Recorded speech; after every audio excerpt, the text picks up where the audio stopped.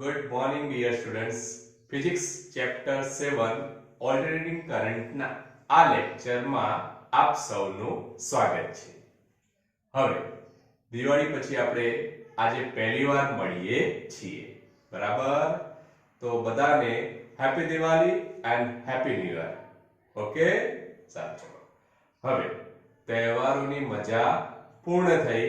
હવે ફરીથી પાછા આપણે અભ્યાસ ઉપર પાછા ફરીએ છીએ. તો બધાને વેલકમ ફરીથી, બરાબર છે?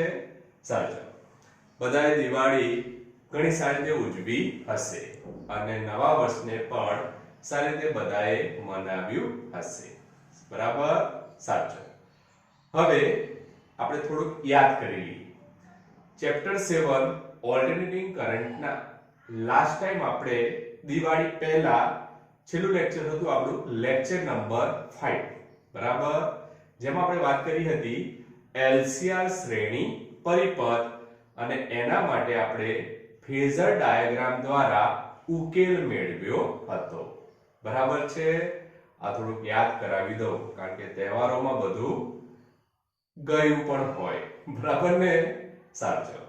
તો કોઈ વાંધો નહીં, ફરીથી પાછા આપણે ટ્રેક ઉપર હવે આવી જઈએ. તો સમજો કે લાસ્ટ ટાઈમ આપણે આ થિયરીની વાત કરી હતી.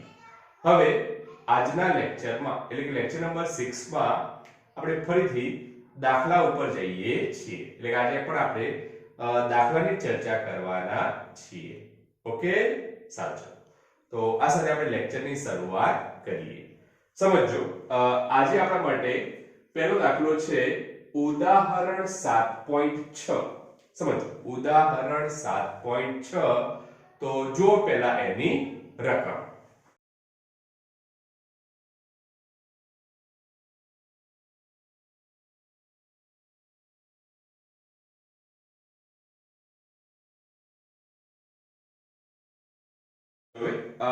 રકમ આપણને આજે આપેલી છે 220 વોલ્ટ અને 50 હર્ટ્ઝ એસી સ્ત્રોત સાથે 200 ઓહ્મનો અવરોધક અને 15 માઇક્રોફેરેડના કેપેસિટરને શ્રેણીમાં જોડવામાં આવેલ છે. સમજો, આપણા માટે અહીંયા એસી સોર્સ વોલ્ટેજ સપ્લાય વોલ્ટેજ આપણને આપ્યા છે V બરાબર 220 વોલ્ટ. એ જ આપણે VRMS વેલ્યુ કહેશું. ઓકે. ફ્રીક્વન્સી એટલે કે આવૃત્તિ આપણને અહીં આપેલી છે 50 હર્ટ્ઝ અને પરિપથમાં અવરોધ અને કેપેસિટરની શ્રેણી જોડાણમાં જોડેલા છે. અવરોધની વેલ્યુ આ તમને આપેલી છે 200 ઓહ્મ, જ્યારે કેપેસિટન્સ તમને આપેલું છે 15 માઇક્રોફેરાડ. તો એને આપણે ફેરાડમાં કન્વર્ટ કરીએ એટલે લખી શકીએ આપણે 15 × 10⁻⁶ ફેરાડ, બરાબર? તો આ તમને રકમ આપેલી છે. આગળ વાત કરીએ આપણે ઓપ્શન એ. ઓપ્શન એ માં તમને કીધું છે પરિપથમાં પ્રવાહ ગણો. સાચું. 1 by 1 વિકલ્પ એટલે કે ઓપ્શન આપણે સમજતા જઈએ અને ગણતા જઈએ, બરાબર? સાચું. પહેલા વાત કરીએ આપણે ઓપ્શન એ, જે આપણે કીધું છે કે પરિપથમાં પ્રવાહનું મૂલ્ય શોધો. હવે પરિપથમાં પ્રવાહનું મૂલ્ય શોધવું હોય તો આપણે નોર્મલ ઇક્વેશન કહ્યું I = V/R, એટલે કે અવરોધ R આપણી પાસે હોવો જોઈએ. પરંતુ અહીંયા આપણને પરિપથમાં બે ઘટક આપેલા છે, અવરોધ અને કેપેસિટર. તો આ પરિપથમાં આપણે શું ધ્યાનમાં લેવું પડે? પરિપથનો ઇમ્પિડન્સ. તો આ પરિસ્થિતિમાં આપણું ઇક્વેશન શું થાય? I = V/Z. Z એટલે કે પરિપથનો ઇમ્પિડન્સ એટલે કે કુલ અવરોધ, બરાબર? તો અહીંયા Z આપણને આપેલો નથી. તો પહેલા આપણે શોધીશું શું? પરિપથનો ઇમ્પિડન્સ. કેવી રીતે સમજો? તો લખી શકીએ આપણે પરિપથમાં પ્રવાહ શોધવા માટે ઇક્વેશન શું છે આપણા માટે? I = V/Z. હવે રકમમાં તમને V આપેલા છે, સપ્લાય વોલ્ટેજ 220 વોલ્ટ આપેલા છે, પણ આપણી પાસે Z ની વેલ્યુ નથી. તો આપણે પહેલા શું શોધીશું? Z ની વેલ્યુ. તો Z ની વેલ્યુ શોધવા માટે આપણે ફેઝર ડાયાગ્રામ દ્વારા જે ઉકેલની થિયરી ભણ્યા હતા લાસ્ટ લેક્ચરમાં, આપણે એનું જ ઇક્વેશન અહીંયા ધ્યાનમાં લેશું. તો પરિપથમાં ઇમ્પિડન્સ શોધવા માટે ઇક્વેશન તો Z = √R² XC - XL², બરાબર? હવે સમજો, પરિપથમાં આ એલસીઆર શ્રેણી પરિપથ માટેનું ઇક્વેશન છે, પરંતુ આપણને અહીંયા ઇન્ડક્ટર પરિપથમાં આપેલું નથી. તો ઇન્ડક્ટરનો અવરોધ XL આપણે શું લઈ લેવાનો 0. તો અહીં આપણે લખી શકીએ આ રીતે અહીંયા XL ઘટક આપણા માટે શું થઈ જશે 0. ઓકે સારું છે. હવે ઇક્વેશન શું થઈ ગયું √r² + xc². ઓકે સારું છે. આગળ સાદુરૂપ આપતા જાઓ √r² + xc. xc નું ઇક્વેશન આપણે લખતા હતા 1/ωc બરાબર. તો આપણે અગાઉના લેક્ચરમાં ભણી ચૂક્યા છીએ. તો આપણે ડાયરેક્ટ અહીંયા સૂત્ર જ એપ્લાય કરીએ. x = 1/ωc. જ્યારે xl નું ઇક્વેશન આપણે શું લખતા હતા ωl બરાબર. તો આ બે સૂત્રો યાદ રાખજો. xl = ωl, xc = 1/ωc. સાચું. પરિપથમાં ઇન્ડક્ટર ઘટક આપેલો નથી માટે આપણે xl લઈએ છીએ અહીંયા 0. તો હવે ઇક્વેશન √r² + 1/ωc² આપણે લખી શકીએ. સાચું. આગળ √r² + ઓમેગા ની જગ્યાએ આપણે શું લખી દઈએ 2πf. ઓમેગા ની ઇક્વેશન ઓમેગા = 2πf. તો હવે ઇક્વેશન શું થઈ જશે 1/2πf * c. c આપણા માટે શું છે કેપેસિટન્સ. હવે જે વેલ્યુ છે એ આપણને અહીંયા આપેલી છે. તો હવે કિંમત મૂકીને આપણે શું આપીશું સાદુરૂપ. તો આપણે પરિપથનો ઇમ્પિડન્સ શોધી શકીએ. સમજો આગળ કેવી રીતે. તો √r², ચલો r ની વેલ્યુ આપણે આપી છે 200 ઓહ્મ, તો 200 નો સ્ક્વેર પ્લસ 1/2πfc ની વેલ્યુ મૂકો 2, પાઈ ની value 3.14, frequency f 50 hertz * 50, capacitance c, capacitor માટે આપણે વેલ્યુ આપી છે 15 માઇક્રોફેરાડે. માઇક્રોમાંથી કન્વર્ટ કરો ફેરાડેમાં 15 × 10⁻6 ફેરાડે બરાબર. સાચું. તો આ રીતે આપણને પદ મળશે. એનો સ્ક્વેર કરી દો. ઓકે. હવે આ પદનું જો તમે સાદુરૂપ આપશો તો તમને z એટલે કે ઇમ્પિડન્સની વેલ્યુ મળશે 291.67 ઓહ્મ. પરિપથનો ઇમ્પિડન્સ એટલે કે અવરોધ જ છે માટે આપણે એકમ શું લખીએ છીએ ઓહ્મ લખીએ છીએ. ઓકે સાચું. તો આ શું પડે આપણને પરિપથનો ઇમ્પિડન્સ. ક્યારે પરિપથમાં કેટલા ઘટક છે 2 r અને c. ચલો 291.67 ઓહ્મ આપણા માટે શું છે z. હવે આપણે શોધવું શું છે પરિપથમાં પ્રવાહ. તો પ્રવાહ શોધવા માટે ઇક્વેશન ઓહમના નિયમ પ્રમાણે I = V/Z. ચલો v ની વેલ્યુ 220 વોલ્ટ, z ની વેલ્યુ આપણે અહીંયા શોધી કિંમત મૂકો સાદુરૂપ આપો તમને મળશે જવાબ. તો પ્રવાહ I ની વેલ્યુ તમને મળશે અહીંયા 0.7543 એમ્પિયર અથવા એપ્રોક્સિમેટલી તમે લખી શકો 0.75 એમ્પિયર બરાબર.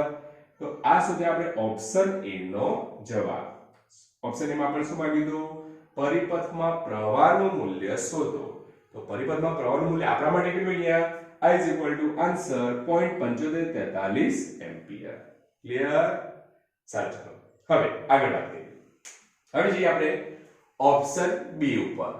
ઓપ્શન B માં તમને કીધું છે અવરોધ અને કેપેસિટરના બે છેડા વચ્ચે વોલ્ટેજનું મૂલ્ય શોધો. તો પહેલા આપણે અવરોધની વાત કરીએ. અવરોધના બે છેડા વચ્ચે પીડી એટલે કે વિદ્યુત સ્થિતિમાનનો તફાવત અથવા તો વોલ્ટેજનું મૂલ્ય આપણે શોધવું છે. કોના બે છેડા અવરોધ. ઘટક આપણા માટે છે અવરોધ. અવરોધના બે છેડા વચ્ચે આપણે પીડી શોધવો છે. તો વોલ્ટેજ શોધવા માટે ઓહમના નિયમ પરથી આપણે લખી શકીએ V = IR, જ્યાં VR શું દર્શાવે અવરોધ માટે પીડી. તો VR = I * R. ચલો પરિપથમાં પ્રવાહની વેલ્યુ કેટલી મળી I = 0.7543 એમ્પિયર. ચલો I ની વેલ્યુ મૂકો અવરોધ R. અવરોધ R ની વેલ્યુ આપણને કેટલી આપેલી છે અહીંયા 200 ઓહ્મ બરાબર. ચલો બંને કિંમત મૂકી દો સાદુરૂપ આપો.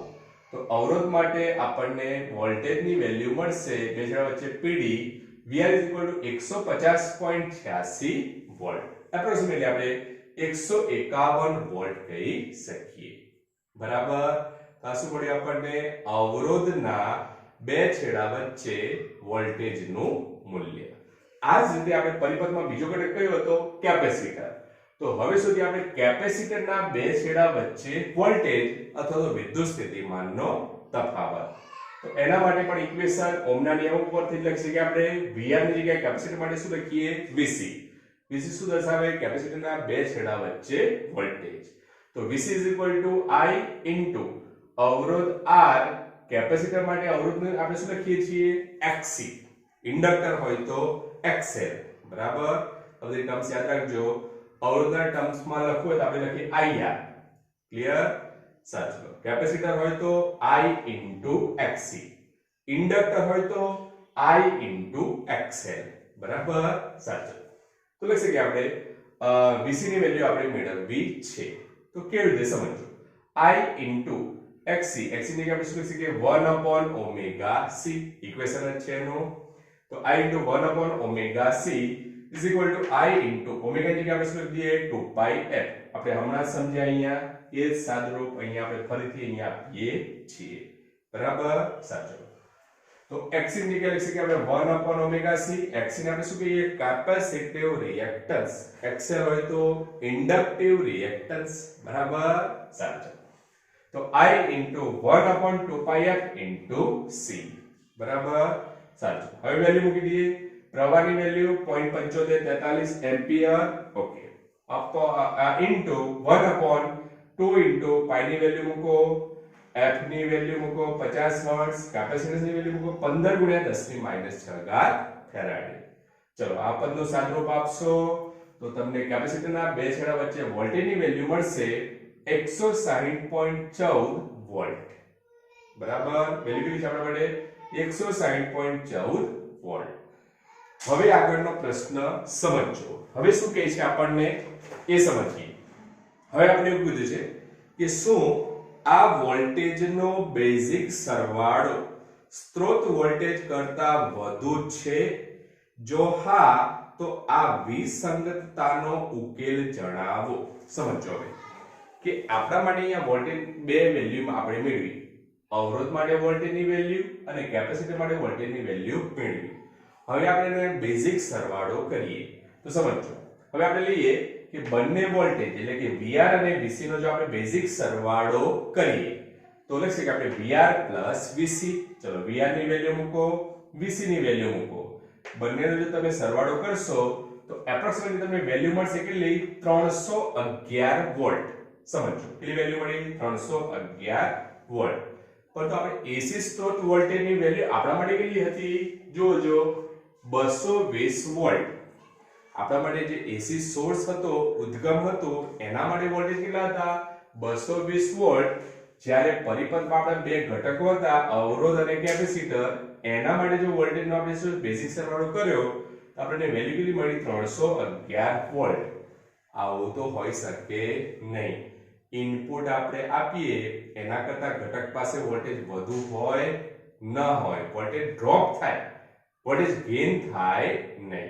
વોલ્ટેજ ગેઇન થશે એ થિયરી અલગ આવશે, એ આપણે આ ચેપ્ટરમાં આગળ વાત કરીશું. પરંતુ આ પરિપથમાં આવી વિસંગતતા કેમ થઈ એ આપણે હવે સમજાવવાની છે. બરાબર? તો આપણા માટે અહીંયા AC સોર્સ વોલ્ટેજ કેટલા હતા? 220 વોલ્ટ.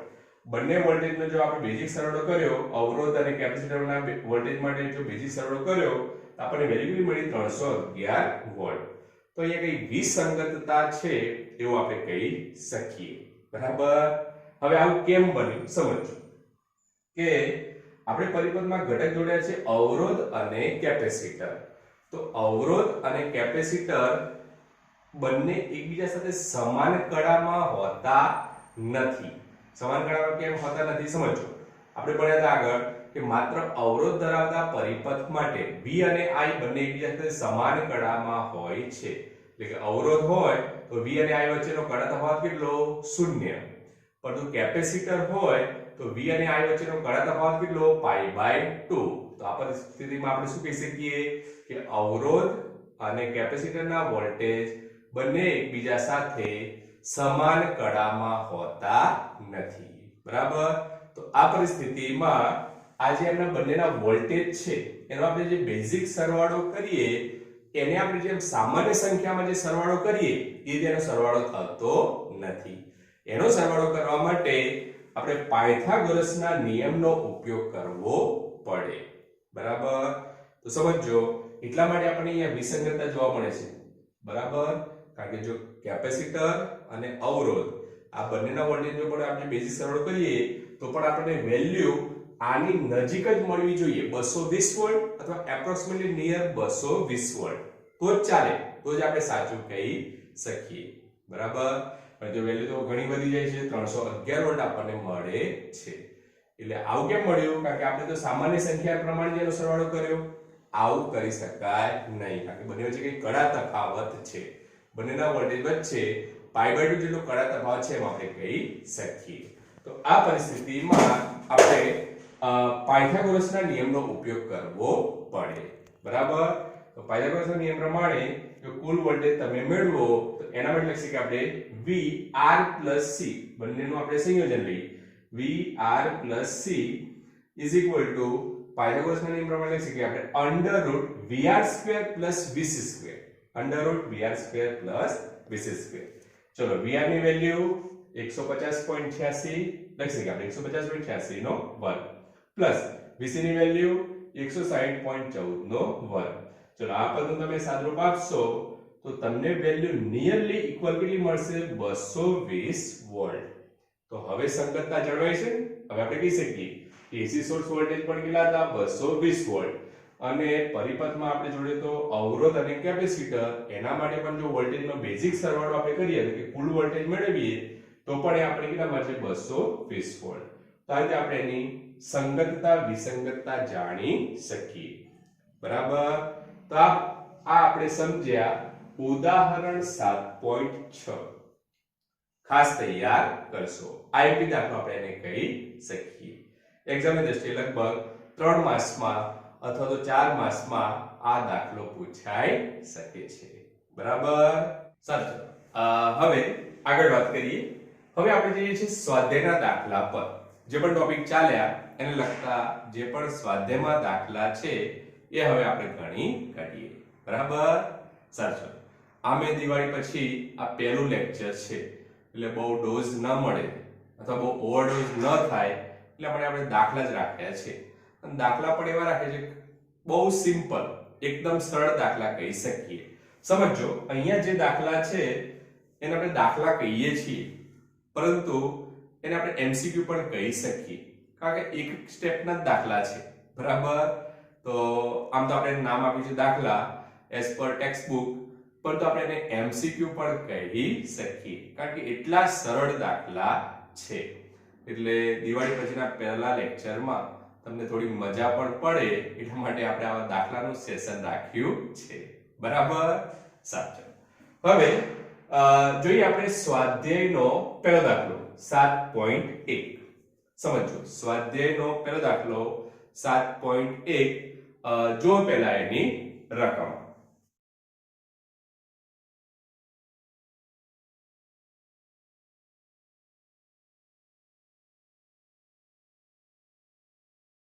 સમજો, રકમ તમને આ રીતે આપેલી છે. 200 વોલ્ટ 50 હર્ટ્ઝ AC સપ્લાય સાથે 100 ઓહ્મ અવરોધ જોડેલ છે.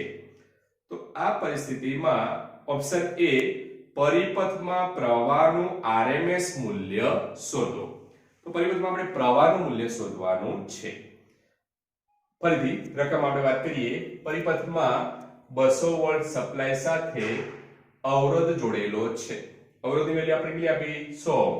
ફ્રીક્વન્સી કેટલી આપેલી છે? 50 હર્ટ્ઝ. અને પરિપથમાં આપણે પ્રવાહનું RMS મૂલ્ય શોધવાનું છે, જે આપણા માટે ઓપ્શન A. બરાબર? સાચું. હવે સમજો કેવી રીતે. તો લખી શકીએ આપણે RMS પ્રવાહની વેલ્યુ શોધવા માટે ઓહમના નિયમ ઉપર ઇક્વેશન I = V/R. તો અહીંયા આપણે લખી શકીએ IRMS = VRMS/R. સમજો, V ની વેલ્યુ એ જ એનો RMS વેલ્યુ દર્શાવે છે. ફરીથી યાદ કરાવી દઉં, પહેલા પણ તમને કીધું હતું કે વોલ્ટેજ અને પ્રવાહ સાથે શબ્દ ન વાપરે જ્યાં સુધી મહત્તમ વોલ્ટેજ અથવા મહત્તમ પ્રવાહ આવો શબ્દ જ્યાં સુધી ઉપયોગમાં લેવામાં ન આવે ત્યાં સુધી એ વોલ્ટેજ અથવા પ્રવાહને તમારે શું ગણવાની? RMS વેલ્યુ છે. બરાબર? સાચું. તો લખી શકીએ આપણે RMS પ્રવાહનું મૂલ્ય શોધવા માટે IRMS = VRMS/R. બરાબર? સાચું. હવે તો આપણે એની વેલ્યુ લખી શકીએ IRMS = VRMS/R. VRMS ની વેલ્યુ 200 અને અવરોધ આપણને આપેલો છે 100 ઓહ્મ. 200 ભાગ્યા 100 IRMS ની વેલ્યુ તમને મળશે 2 એમ્પિયર. બસ, દાખલો પૂરો. બરાબર? હવે કહો, આને દાખલો કહેવાય કે MCQ? MCQ જ કહેવાય. બરાબર? એક સ્ટેપમાં દાખલો પૂરો. બરાબર? સમજો, એમાં ઓપ્શન બી આપ્યો છે, એમાં તમને પાવર ફેક્ટર શોધવાનો કીધો છે. સમજો, ઓપ્શન બી માં પાવર કેટલો હોય એ શોધવાનું કીધું છે. તો પાવરનો જે ટોપિક છે, પાવર ફેક્ટર કરીને એક ટોપિક છે, એ એઝ પર બોર્ડ એક્ઝામ આ વર્ષ માટે પાવર ફેક્ટરનો ટોપિક ડિલીટ કરેલો છે, એટલે એના દાખલા પણ જે પણ હશે એને રિલેટેડ એ પણ બધા શું થઈ જશે, કેન્સલ. બરાબર, એટલે ઓપ્શન બી આપણે ગણવાનો નથી. ભૂલી ના જતા, ઓપ્શન બી આપણે ગણવાનો નથી, કારણ કે એનો ટોપિક જે પાવર ફેક્ટરનો ટોપિક છે એ ડિલીટ કરેલો છે, કેન્સલ કરેલો છે. બરાબર, ઇન શોર્ટ તમારે એટલું યાદ રાખવાનું કે અહીંયા લેક્ચરમાં જેટલું તમને તૈયાર કરાવવામાં આવે એટલું ચોપડામાં લખવાનું અને એટલું તૈયાર કરવાનું. બરાબર, જે પોર્શન બોર્ડ દ્વારા ડિલીટ કરવામાં આવ્યો છે એ પોર્શનની આપણે અહીંયા ચર્ચા કરીશું નહીં. બરાબર, એટલે તમારે તૈયાર કરવાનું ઘણું સરળ થઈ જાય. બરાબર, તો સમજવાનું લેક્ચરમાં જેટલું પણ તમને કામ કરાવવામાં આવે એને તમારે સાથે ચોપડામાં લખવાનું અને એટલું તૈયાર કરવાનું. જે પોર્શન ડિલીટ છે એને આપણે ચર્ચા કરીશું નહીં. બરાબર, તો સમજો અહીંયા ઓપ્શન બી એટલા માટે આપણે અહીંયા ગણ્યો નથી. ક્લિયર? સાચું. હવે જોઈએ આપણે આગળ. બીજો દાખલો છે સ્વાધ્યાય 7.2. સ્વાધ્યાયનો 7.2 જો પહેલા એની રકમ.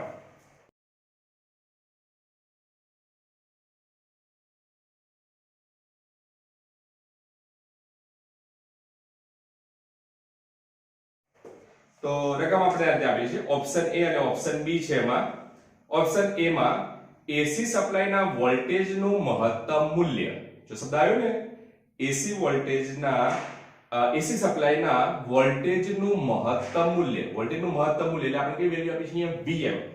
વોલ્ટેજનું મહત્તમ મૂલ્ય 300 વોલ્ટ છે. તો Vm ની વેલ્યુ તમને આપી છે કેટલી? 300 વોલ્ટ. તો તેનો RMS વોલ્ટેજ શોધો, એટલે કે RMS વોલ્ટેજનું મૂલ્ય આપણે શોધવાનું છે. બરાબર, તો લખીએ આપણે RMS વોલ્ટેજ શોધવા માટે આપણા માટે ઇક્વેશન જ છે RMS વોલ્ટેજ Vrms Vm/√2. બસ દાખલો પૂરો. બરાબર, સાચું. Vrms Vm/√2. Vm ની વેલ્યુ 300 વોલ્ટ તમને આપેલા છે, √2 ની વેલ્યુ મૂકો, જવાબ 212.7 વોલ્ટ. તો આ તમે RMS વોલ્ટેજ શોધ્યા. ઓપ્શન એ પૂરો થઈ ગયો. બરાબર, સાચું. ઓપ્શન બી, ઓપ્શન બી માં એસી પરિપથમાં પ્રવાહનું RMS મૂલ્ય 10 એમ્પિયર છે. એસી પરિપથમાં પ્રવાહનું RMS મૂલ્ય 10 એમ્પિયર છે. RMS પ્રવાહ તમને આપેલો છે. IRMS 10 એમ્પિયર તમને પ્રવાહ રકમમાં આપેલો છે. તો તેનું મહત્તમ મૂલ્ય કેટલું હશે? પ્રવાહનું મહત્તમ મૂલ્ય એટલે Im આપણે શોધવાના છે. Im પોતે નહીં, બરાબર, મહત્તમ પ્રવાહ. પાછા કે Im શોધવાના છે, કન્ફ્યુઝ ના થતા. બરાબર, Im એટલે મહત્તમ પ્રવાહ શોધવાનો છે. તો લખી શકીએ આપણે ઇક્વેશન છે આપણી પાસે. ચલો ઇક્વેશન એપ્લાય કરો. IRMS Im/√2. Im ને કરતા બનાવો. Im √2 IRMS. √2 ની વેલ્યુ 1.414. IRMS પ્રવાહ તમને આપેલું છે 10 એમ્પિયર * 10. સાદુરૂપ આપો, સીધું થઈ જાય, કેલ્ક્યુલેટરની પણ જરૂર નથી. તો 14.14 એમ્પિયર. આ શું મળ્યું આપણને? મહત્તમ પ્રવાહ. છે ને મજાના દાખલા? બરાબર, ચલો સ્વાધ્યાયનો 7.2 દાખલો અહીંયા કમ્પ્લીટ. હવે આગળ જોઈએ સ્વાધ્યાયનો 7.3 દાખલો. તો જો પહેલા એની રકમ.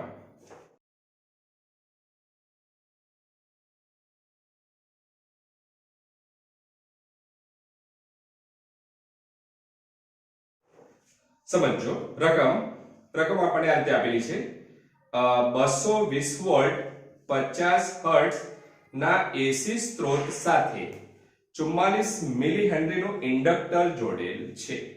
તો સપ્લાય વોલ્ટેજ આપણે કે Vrms કહીએ અથવા V કહીએ, તો Vrms ની વેલ્યુ તમને આપેલી છે 220 વોલ્ટ, ફ્રીક્વન્સી આપેલી છે 50 હર્ટ્ઝ અને એની સાથે ઇન્ડક્ટર જોડેલું છે, એની વેલ્યુ આપી છે ઇન્ડક્ટન્સની 44 milli henry.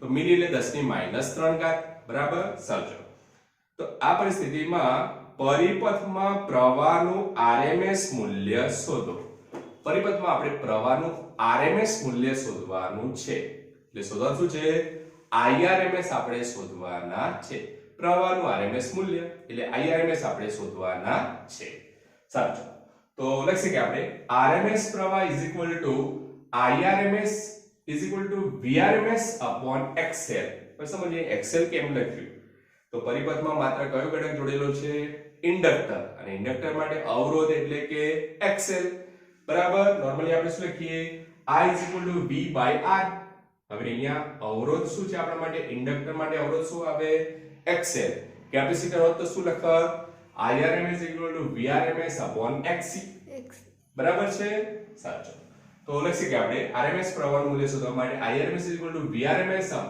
XL VRMS XL ની જગ્યાએ શું લખી શકાય ઓમેગા L ઓમેગા ની જગ્યાએ શું લખી શકીએ 2πf બસ કિંમત મૂકો દાખલો પૂરો MCQ પૂરો એમ પણ કહી શકાય બરાબર સાચું તો VRMS ઓમેગા ની જગ્યાએ 2πf L ચલો VRMS વોલ્ટેજ ની વેલ્યુ 220 2 પાઈ ની વેલ્યુ 3.14 ફ્રીક્વન્સી 50 હર્ટ્ઝ ઇન્ડક્ટન્સ ની વેલ્યુ 44 મિલી હેનરી એટલે કે આપણે 44 × 10 ની -3 ઘાત હેનરી બરાબર આપણે એને કન્વર્ટ કરીએ છીએ milli henry two henry okay સાચું હવે આ પદનું આપણે સાદુરૂપ આપીએ તો RMS પ્રવાહની વેલ્યુ તમને મળશે 15.92 એમ્પિયર ચલો જવાબ મળી ગયો તો દાખલો અહીંયા 7.3 પણ કમ્પ્લીટ બરાબર પ્રવાહનું RMS મૂલ્ય કેટલું મળ્યું આપણને 15.92 એમ્પિયર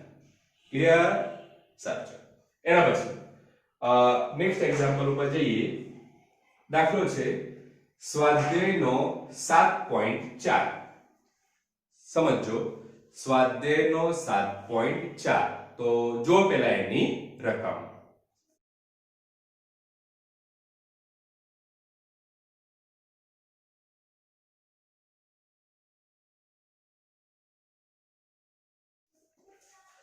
રકમ આપણે આ રીતે આપી છે 110 વોલ્ટ અને 60 હર્ટ્ઝના AC સ્ત્રોત સાથે સમજો વોલ્ટેજ એટલે કે VRMS ની વેલ્યુ તમને આપી છે 110 વોલ્ટ ફ્રીક્વન્સી આપેલી છે f 60 હર્ટ્ઝ સાથે AC સ્ત્રોત સાથે 60 માઇક્રોફેરેડે નું કેપેસિટર જોડેલ છે સમજો આ દાખલામાં પરિપથમાં શું જોડેલું હતું ઇન્ડક્ટર 7.4 માં દાખલામાં પરિપથમાં શું જોડેલું છે કેપેસિટર એની કેપેસિટરની વેલ્યુ તમને કેટલી આપી છે 60 માઇક્રોફેરાડે તો આ પરિસ્થિતિમાં પરિપથમાં પ્રવાહનું RMS મૂલ્ય શોધો પરિપથમાં આપણે પ્રવાહનું RMS મૂલ્ય શોધવાનું છે દાખલા બંને સેમ જ છે તમે કહી શકો અથવા તો જોઈ શકો છો બરાબર અહીંયા પરિપથમાં શું જોડેલું હતું ઇન્ડક્ટર અહીંયા પરિપથમાં શું જોડેલું છે કેપેસિટર શોધવાનું બંને કિસ્સામાં શું છે RMS પ્રવાહનું મૂલ્ય ઇક્વેશન હમણાં નિયમ ઉપરથી આપણે લાગુ પાડી શકીએ RMS પ્રવાહનું મૂલ્ય શોધવા માટે ઇક્વેશન IRMS VRMS XC બરાબર પરિપથમાં અવરોધ જોડેલો હોય VRMS R પરિપથમાં ઇન્ડક્ટર જોડેલું હોય VRMS XL પરિપથમાં કેપેસિટર જોડેલું હોય VRMS XC બરાબર આ તમે ત્રણેય સૂત્રોને યાદ રાખી શકો છો હવે XC ની જગ્યાએ આપણે શું લખી શકીએ 1/ωc સાચું x ની જગ્યાએ તમે લખો 1/ωc એટલે કે છેદનો છેદ ક્યાં જાય અંશમાં તો લખી શકીએ આપણે VRMS * ωc આ ખ્યાલ આવી ગયો ને ફરી કહું છું x ની જગ્યાએ આપણે શું લખી શકીએ 1/ωc તો અહીંયા આવે 1/ωc તો છેદનો છેદ ક્યાં જતો રહે અંશમાં